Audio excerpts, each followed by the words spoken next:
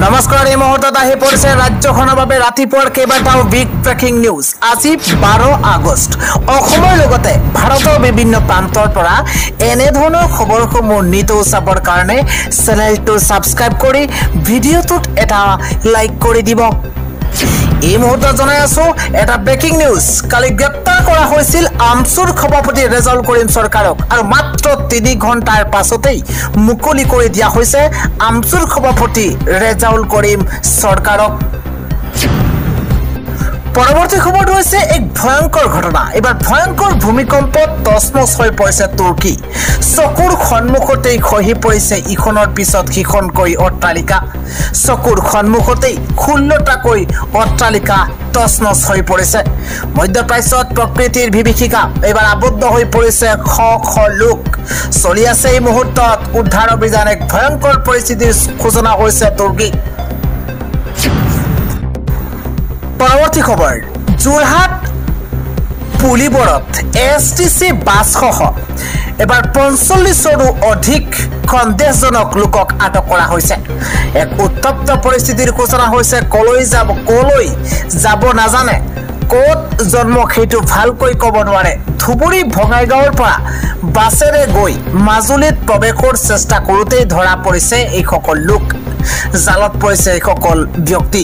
Jorhat পুলিবৰত STC বাছসহ 45 গৰাকীৰো অধিক সন্দেহজনক লোকক এই মুহূৰ্তত আটক কৰা হৈছে।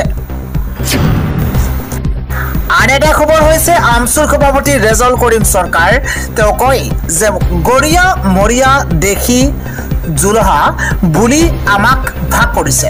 মই এজন গৰিয়া মাতৃৰ গৰ্ভত জন্ম পোৱা সন্তান। নিজৰ মাক ভাল পাওঁ বুলি কেতিয়াও আনৰ মাকক ঘৃণা নকৰোঁ। আমচু নেতা ৰেজাউল কৰিম চৰকাৰৰ তৰফৰ পৰা এই মন্তব্য কৰা হৈছে। পৰৱৰ্তী খবৰ, যদি ভোট চুৰি হয় হিমাচল কৰ্ণাটক তেলেংগানাত কেনেকৈ জিকিল? যদি ভোট চুৰি হয় হিমাচল কৰ্ণাটক তেলেংগানাত কেনেকৈ জিকিল? কি বিচাৰে ৰাহুল গান্ধীয়ে নিজেই নাজানে। EVMৰ কথা কৈ পাৰ নোপোৱাৰ বাবেই এইবাৰ ভোট চুৰিত ধৰিছে। চৰ অঞ্চলতে এজন মানুহে 2 ঠাইত ভোট দিয়ে। চৰ অঞ্চলতে এজন মানুহে 2 ঠাইত ভোট দিয়ে। সেইবোৰ ৰাহুল গান্ধীয়ে নকয়। মন্তব্য বিস্ফোৰক মন্তব্য কৰিছে ৰাজ্যৰ মুখ্যমন্ত্ৰী হিমন্ত বিশ্ব শৰ্মাই। আন এটা খবৰ হৈছে মিয়াৰ কাৰণে চৰত ইমান মাটি দি থৈছো, অসমৰ আধা মাটি তেওঁলোকৰ কাৰণে আছে। তেওঁলোকে আকৌ চৰৰ পৰা শিৱসাগৰ যোৰহাট গোলাঘাট যাব খোজে। এয়া কেনেকৈ হ'ব? অসমীয়া মানুহ ক'ত থাকিব বুলি এইদৰে মন্তব্য কৰিছে ৰাজ্যৰ মুখ্যমন্ত্ৰী হিমন্ত বিশ্ব শৰ্মাই। পৰৱৰ্তী খবৰটো হৈছে কাৰ জৰিয়তে নাগৰিকত্ব পোৱাৰ ব্যৱস্থা চলিছে। হিমন্ত বিশ্ব শৰ্মাই এয়া ৰখাব নোৱাৰে। এয়া সুপ্ৰিম কোৰ্টৰ অধীনত হৈছে। হিন্দুকে ধৰি 6টা ধৰ্মৰ লোকক অসমত নাগৰিকত্ব প্ৰদানৰ ব্যৱস্থা আছুৱে কৰা প্ৰতিবাদক লৈ মন্তব্য কৰিছে ৰাজ্যৰ মুখ্যমন্ত্ৰী হিমন্ত বিশ্ব শৰ্মাই।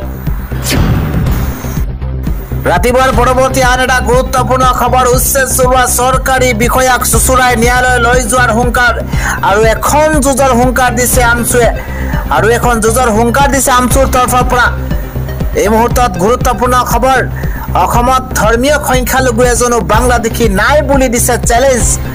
অসমত ধৰ্মীয় সংখ্যালঘু এজনো বাংলাদেশী নাই বুলি এইদৰে আমচুৰ তৰফৰ পৰা চেলেঞ্জ দিয়া হৈছে। মাত্ৰ এজন বাংলাদেশী মুছলমান দেখুৱাই দিয়ক হিমন্ত বিশ্ব শৰ্মাই।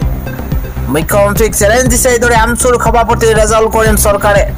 তেওঁ কয় যে মোদীৰ ভৰঘৰতেই নাম্বাৰ 1 বাংলাদেশী শ্বেখ হাছিনাক হেফাজতত ৰখা হৈছে। এই ডাঙৰ মন্তব্য বিস্ফোৰক মন্তব্য কৰিছে আমচুৰ সভাপতি ৰেজাউল কৰিম চৰকাৰে।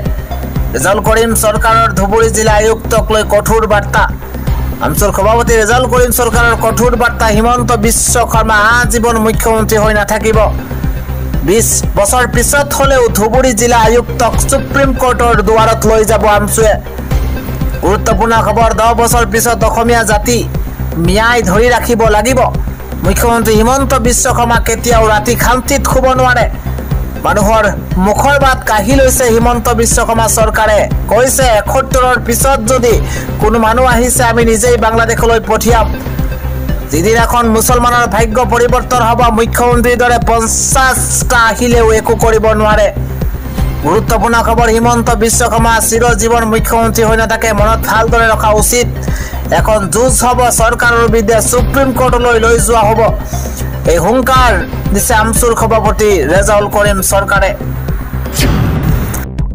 আন এটা ভোট চুৰিৰ অভিযোগত ইণ্ডিয়া মিত্ৰজোঁটৰ ৩০০ সাংসদে আজি ঘেৰাও কৰিব নিৰ্বাচন আয়োগৰ কাৰ্যালয় সোমবাৰে পুৱা 11:30 বজাত বিৰোধী মিত্ৰজোঁট ইণ্ডিয়া ব্লকৰ প্ৰায় ৩০০ সাংসদে সংসদ ভৱনৰ পৰা নিৰ্বাচন আয়োগৰ কাৰ্যালয়লৈ পদযাত্ৰা কৰিছে বিজেপিৰ সুবিধাৰ বাবে ভোটাৰ তালিকাৰ জালিয়াতি আৰু বিভিন্ন প্ৰবঞ্চনাৰ জৰিয়তে আয়োগে ভোট চুৰি কৰি থকা বুলি অভিযোগ উত্থাপন হৈছে লোকসভাৰ বিৰোধী দলপতি ৰাহুল গান্ধীয়ে নেতৃত্ব দিছে এই পদযাত্ৰাত মূলতঃ নিৰ্বাচনমুখী বিহাৰত চলি থকা বিশেষ নিবিড় পুনৰীক্ষণ প্ৰক্ৰিয়াত ভোটাৰ তালিকা পুনৰীক্ষণৰ ক্ষেত্ৰত বিৰোধীৰ আপত্তিকে কেন্দ্ৰ কৰি এই প্ৰতিবাদ ভোটাৰ তালিকাত ইচ্ছাকৃতভাৱে একাংশ লোকক ভোটাধিকাৰ পৰা বঞ্চিত কৰাৰ লগতে ভুৱা নাম সংযোজন কৰাৰ অভিযোগ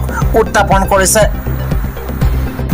কংগ্ৰেছে দাবী কৰিছে ২০২৪ চনৰ লোকসভা নিৰ্বাচনকে ধৰি কেইবাটাও নিৰ্বাচনত বিজেপিয়ে এই ভোটাৰ তালিকাৰ জালিয়াতিৰ জৰিয়তে জয়লাভ কৰিছে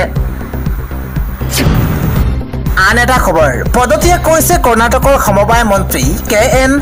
ৰাজন্যই কংগ্ৰেছ নেতৃত্বাধীন বিৰোধীয়ে যেতিয়া ভোটাৰ তালিকাৰ খেলিমেলিৰ বিষয়ত নিৰ্বাচন আয়োগৰ বিৰুদ্ধে অভিযোগ উত্থাপন কৰিছিল তেতিয়া ৰাজন্যই দিয়া এটা মন্তব্যক লৈ তীব্ৰ বিতৰ্ক আৰম্ভ হৈছিল ইয়াৰ পাছতে কংগ্ৰেছ হাই কমাণ্ডে মুখ্যমন্ত্ৰী সিদ্ধাৰামায়াক সমবায় মন্ত্ৰীগৰাকীক পদৰ পৰা বৰখাস্ত কৰিবলৈ নিৰ্দেশ দিয়ে সেয়েহে জ্যেষ্ঠ মন্ত্ৰীগৰাকীক বৰখাস্ত কৰাৰ বিপৰীতে পদত্যাগ কৰিবলৈ কয় মুখ্যমন্ত্ৰীয়ে যোৱা ৭ মেত দিল্লীত এখন সংবাদমেলত ৰাহুল গান্ধীয়ে দাবী কৰিছিল যে বিগত লোকসভা নিৰ্বাচনত বিজেপিয়ে কমেও ৭০ৰ পৰা ৭৫খন আসনত জয়ী হ'বলৈ ৰিগিং কৰিছিল ৰাহুলে কৰ্ণাটকৰ একাংশ লোকসভা আৰু বিধানসভা সমষ্টিৰ ফলাফলৰ উল্লেখ কৰিছিল কৰ্ণাটকৰ ভোটাৰ তালিকাত লাখ লাখ ভুৱা ভোটাৰ থকাৰ অভিযোগ উত্থাপন কৰিছে কংগ্ৰেছ নেতাগৰাকীয়ে ইয়াৰ পিছত কৰ্ণাটকৰ সমবায় মন্ত্ৰী ৰাজন্যই প্ৰশ্ন উত্থাপন কৰি কয়